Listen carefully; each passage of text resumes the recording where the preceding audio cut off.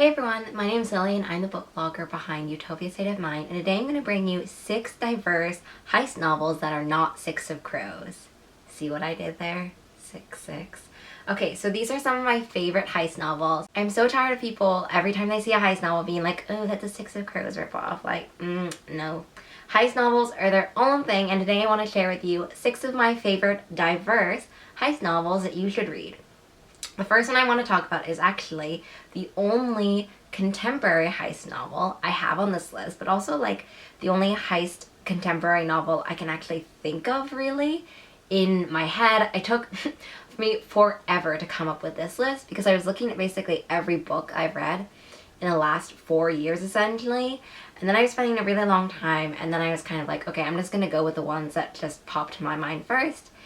If I think of more, I will of course do a sequel to this video. First off, let me just talk a little bit about what makes a heist novel to me. So I was doing a lot of research about this, as I mentioned before, and for me what a heist novel means is not only is there a crew of people, so it's not like a heist you do on your own or like a heist with one other person. There's a group of people that do this heist with you, and that the central part of the story revolves around this heist thievery thing, right? So you can have multiple like parts of a heist in the book where, you know, you like start to steal something but then you can't, so then you have to steal it because it got moved, right? Like when you think of heist films, that's kind of another element to it. It's not just like one major thief, one major burglar kind of thing. You can have multiple ones, but basically a lot of the plot has to be like centered around a heist and centered around sort of going there, right? So the plot movement is like, oh, I'm gonna steal this thing, and not just kind of like, oh, I want to take down, you know, this corrupt enemy, and so I have to steal something in order to do that, right? I felt like the main idea of the heist, or the main idea of the story and like the action, you know, that's driving you, should be a theft. A group theft, essentially. So that's what I thought about when I was thinking about heist novels, because I had a lot of them where there are like plans about rebellion or war or corruption, but then there are also things you had to steal in between. So I didn't want to talk about that. I only want to talk about ones where like the heist is the thing. But I first wanted to start off with a contemporary one because it was so unique, and it is A Moral Code by Lillian Clark. I have loved Lillian Clark's novels so much. Lillian Clark wrote A Moral Code and Half-Life. Both of those are fantastic. So A Moral Code has this group dynamic, but it also is a contemporary, as I've said.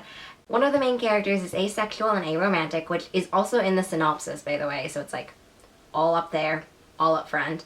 It was fantastic. I love this contemporary heist dynamic, and basically what it is that like a group of friends are all together, and then this one person of the group wants to go to college but like can't. Oh, by the way, this is set in the US for context for this upcoming thing. They want to go to college and then they can't because something's not working out with the financial aid. Oh, I remember. I remember now. Even though I read this years ago, I remember. So basically, she wants to go to college, but then she doesn't get any like financial help from her dad, but her dad is like included in the financial documents that she has to submit when she goes to college, and so she's denied financial aid, even though her and her mom are pretty, like, they're not wealthy enough to afford college on their own, so they need the financial aid. But because her dad has a lot of money, even though like he's not giving her a lot of money, she's denied. So basically her friends are like, yo, why don't we just like get your dad to, like, why don't we just take the money essentially and like take it basically. And so that's kind of the main the main plot point of the story. But then in A Moral Code, there are all these group dynamics between all of the friends have their own lives and their own struggles going on, and also like between each other essentially. So that is the first one. I wanted to just get that one right off the bat because it's contemporary and super, super unique. The majority of the ones I have are sci-fi, and actually I have one author who's written 2 heist novels. And I'm gonna start off with the first one, which is The Disasters by M.K. England.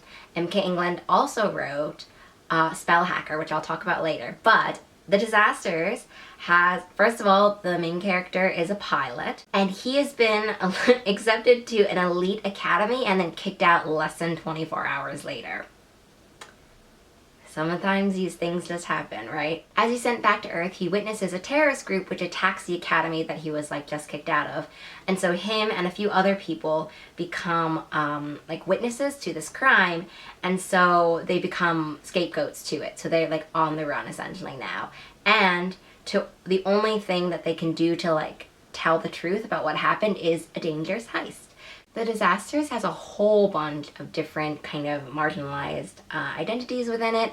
I don't want to like break down everyone's characters basically, but that is why that one is diverse. I remember that I need to tell you this because that was one of the things I promised you. I promised you diverse heist novels. So I really loved The Disasters, and I remember reading it and just being like so swept away by the sci-fi world. I feel like MK England is so great at creating sci-fi worlds and unique like sci-fi twists. I love this idea of getting admitted into an academy and then less than 24 hours being kicked out. I just loved that, and I've also felt like The Disasters is so firmly rooted also in character intricacies, character development, and character detail. All of those different things. So I felt like it's easy to see like a heist novel and get swept away with the action, but it's most fulfilling to me if I'm also moved by the characters and the character struggles as well. So that's the first one from NK England, and we're going to come back to Spell Hacker later because I don't want to do back-to-back. The next one I want to talk about, which is also sci-fi, is City of Shattered Light. I just finished reading this one, and this one is kind of what I was talking about earlier, where it's like not necessarily one giant kind of overall umbrella heist.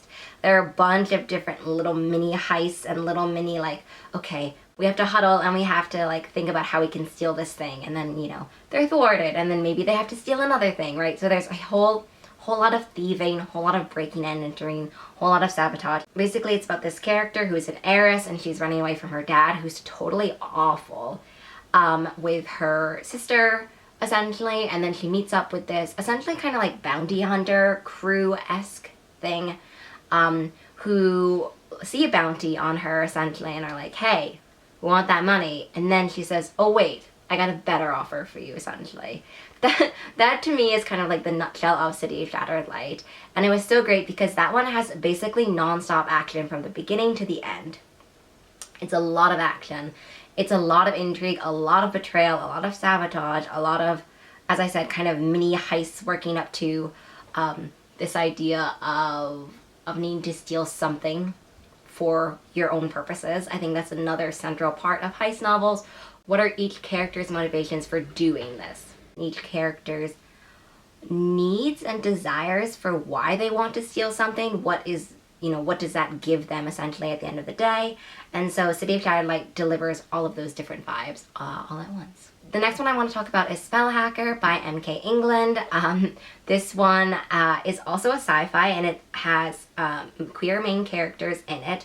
And so basically, it's in this world that is not the same as The Disasters, but it's in this world where there's this element kind of called Maz, which is essentially kind of just magic, which was basically a resource that was available for everyone, but there's corporations now who are kind of mining Maz. And so Maz becomes a commodity, and the corporations are basically just doing awful things with it, making it like super, super expensive and very kind of, you know, tightly controlled essentially. And so the main characters of, or the main crew then of Spell Hacker has this side gig where they like siphon off Maz. Basically, I kind of feel like Maz a little bit to me reminded me of this natural gas essentially. And so then they do this like heist basically to end their need for their side project.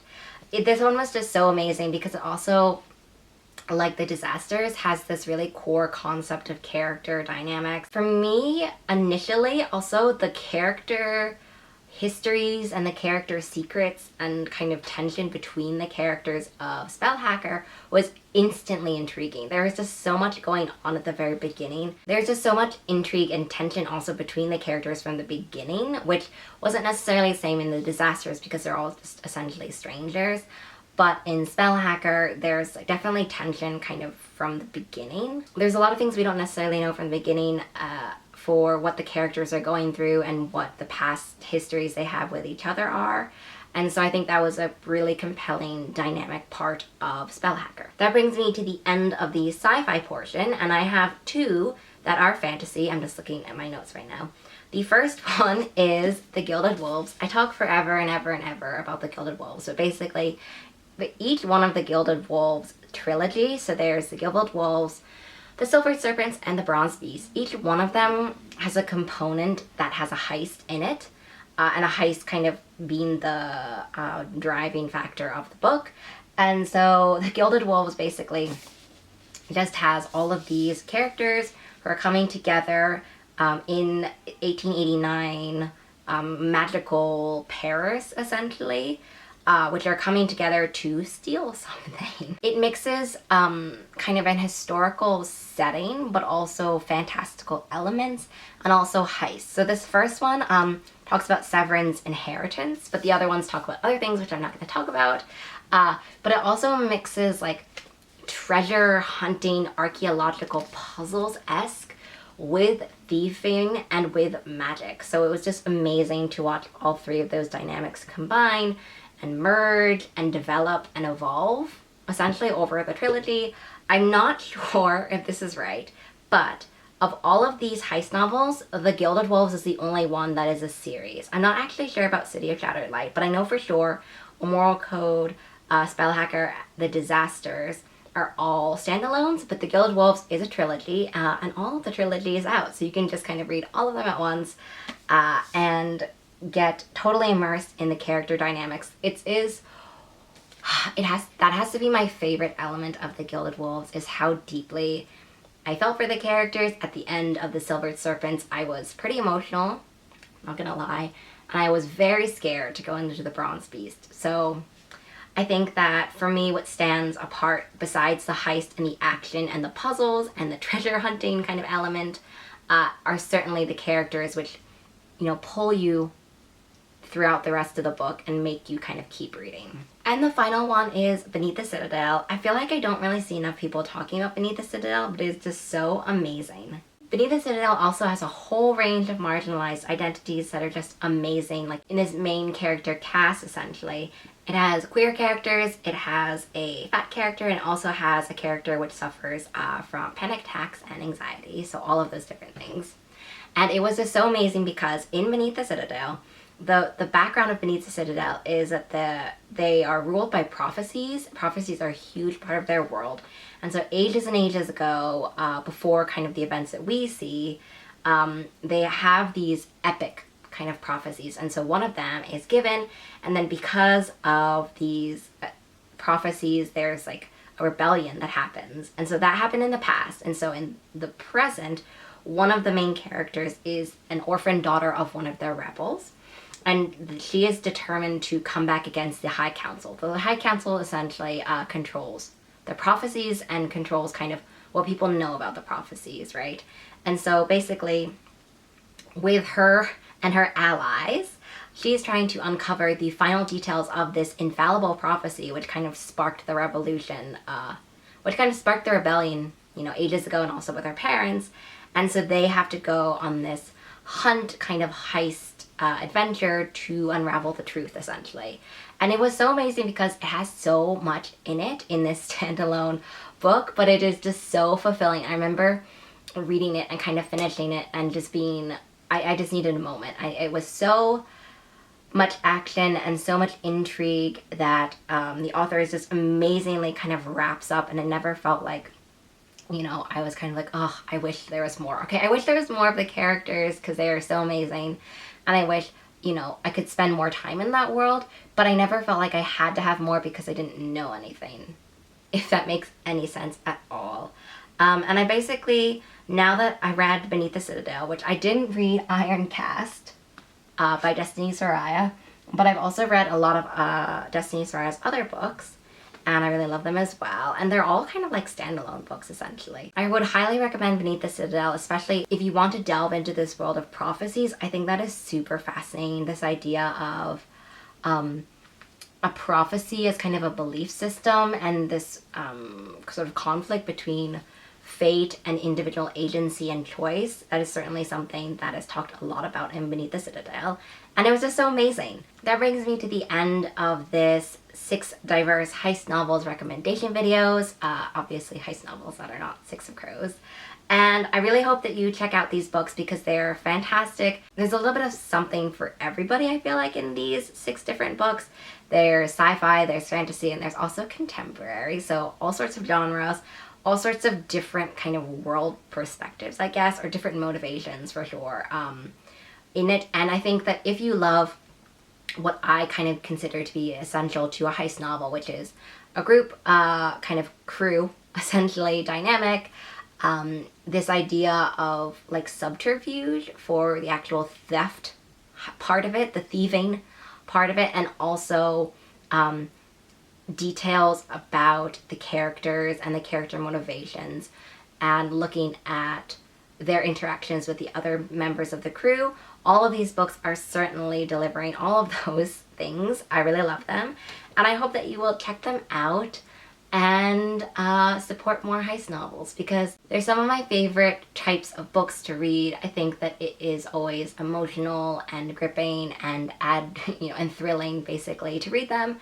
And I hope that you can dive into some of these because they're amazing. They're all published. You can pick them up today, and they would make great gifts for yourself or for other people. I hope you have a great day. I will leave the links to all my reviews essentially down below so you can check out sort of more coherent thoughts from me and buy links, and I'll leave my links below, and I will see you in the next one.